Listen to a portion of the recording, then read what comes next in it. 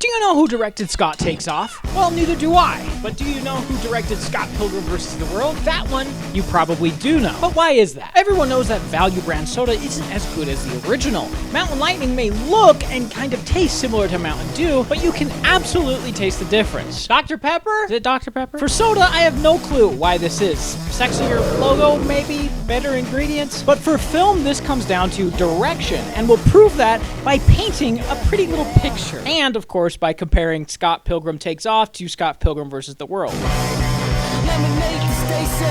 But before we dive into the weird world of Scott Pilgrim and inevitably piss somebody off, let's examine the state of TV and film today to help us better understand this calamity. If the 50s were the golden age, the 60s and the 70s the Wild West, the 90s the birth of modern movies, then our current era of film would be the redheaded stepchild era. Something we don't really like, but we tolerate. Wow, that came out way meaner than I thought it would. So, what can I get you? Trying to sleep? Boo! Jurassic Park 10. Taking a poop? Uh-oh, it's a minion. Anywhere you turn, there's a new franchise, new sequel, or new remake. What the f is this piece of shit? Many people even claim that Hollywood is completely out of ideas. Sure, there's still original ideas in indie filmmaking, but the vast majority of people are saying, with their wallets, that we want more of this. Don't get out there!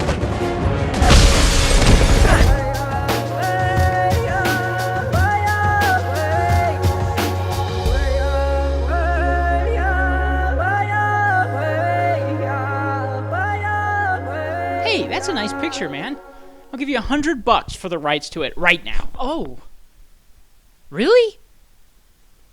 Okay, sure. Hear ye, hear ye! Aloe painting made by master artisan Rendan Lovell.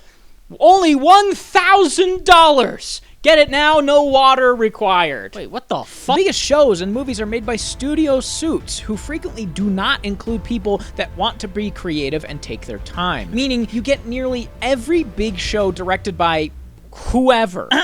Who could forget Deborah Chow, Nelson Craig, Otto Bathurst, Kate Herron, Noah Hawley, Marzi Almas, and Abel Gongora and Moko Chan. It's their first time directing a major show like this, and they're very excited.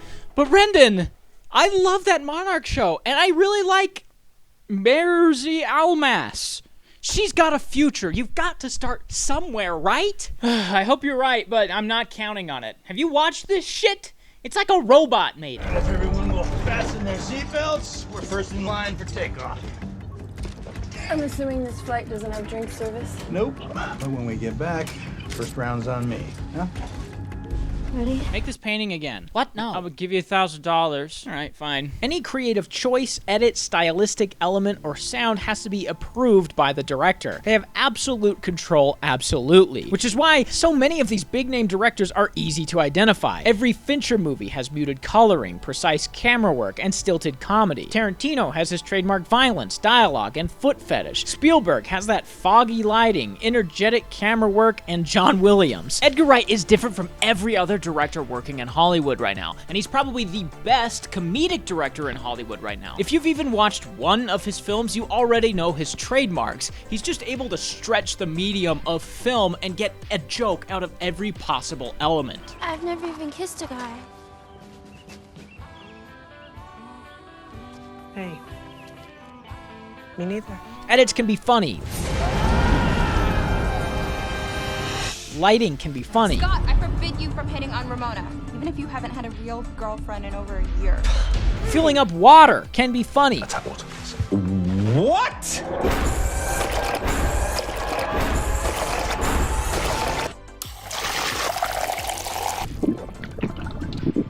I don't believe this. And he's the master of all of it. The best example of how he is just simply light years ahead of the TV show is in the first episode. Hey. Hi. The movie, though, opens as Scott is dating a high schooler because, well, he's a loser. Scott Pilgrim is dating a high schooler. Really? Is she hot? Then he meets the literal girl of his dreams.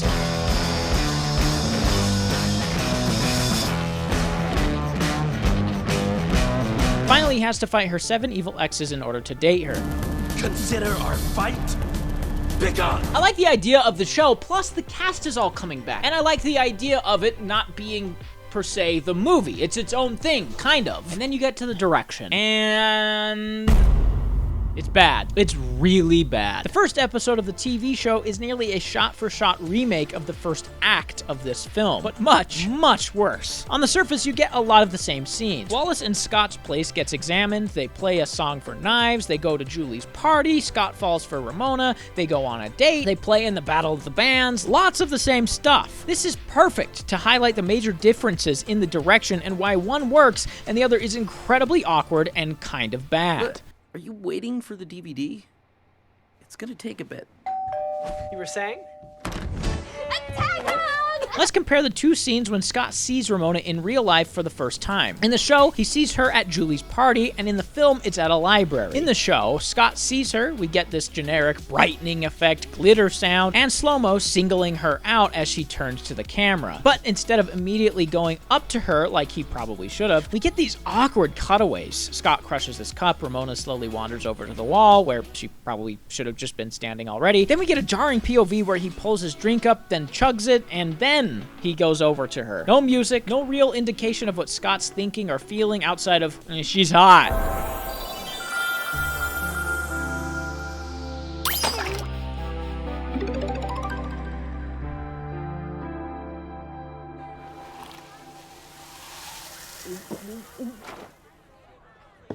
It's also clunky and poorly paced. The way this is all handled is like something I would have done in high school. Thinking I needed to show everything to help us when I could have just delivered this same information much quicker, more effectively, and most importantly, funnier. Now compare this to him and Knives at the library. He goes down the stairs and he get this badass music cue showing that she's real.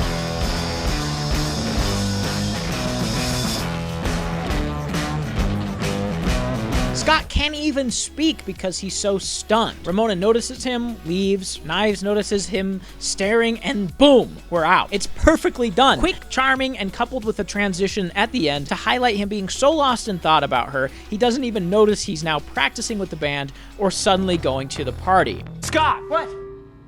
You only played one note for that entire song. The hand slip. Hey, whoa, what the f*** you doing? Making a new painting? No, you idiot. We can make way more money if you just make the same thing again. Alright. The show, by comparison, is so clunky. Even the scene in the film where Scott approaches her at the party is handled so much better. Scott is gliding through this party looking for her, and suddenly, the sea parts. There she is. And we cut to a split screen as he once again goes speechless. The camera gets closer and closer, then we cut to this fun little transition. Just like the show, it takes a couple beats to actually go over to her, but the pacing here works so much better.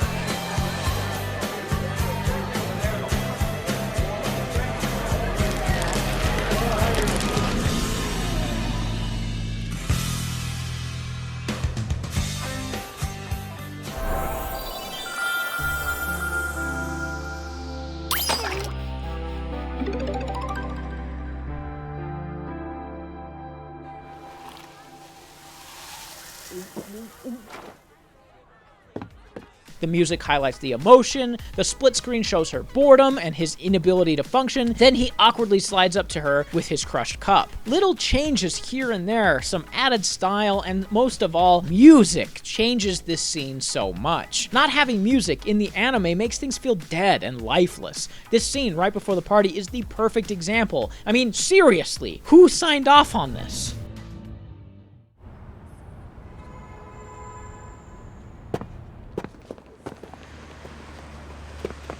The awkward pullback from the house, fading out the music for no reason, another establishing shot of the city that goes on forever, Scott waving, running to his friends, then walking all in silence. That's one of the stupidest, harebrained, Brian dies types of things you could have done. Brian's dead? Yeah. Oh, shit. It completely destroys the pace of the show and gives us so many unnecessary details. One of the easiest ways to save a sequence like this is to not fade out the music, but have it playing over the top of this. Watch this without music.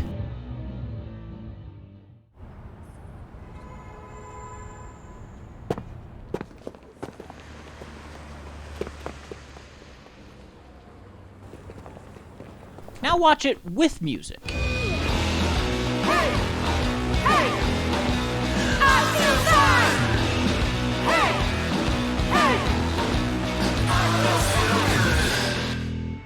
It's the perfect tool to highlight the emotion of a scene, and in the show, without it, it feels empty. In a show about a musician, there's a distinct lack of music. That's one of the biggest issues here. It's a lot of business, showing the band plugging things in, showing Scott drinking soda, cutting to multiple establishing shots, and not a lot of action. We don't need to see them literally plugging things in to know they play instruments. Just show them playing, goddammit. We need to play now and loud.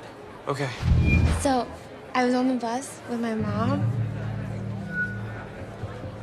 Is that seriously the end of the story? Oh my gosh! Okay. They're on! There's only one way to find out if we suck, and that's by playing. Now.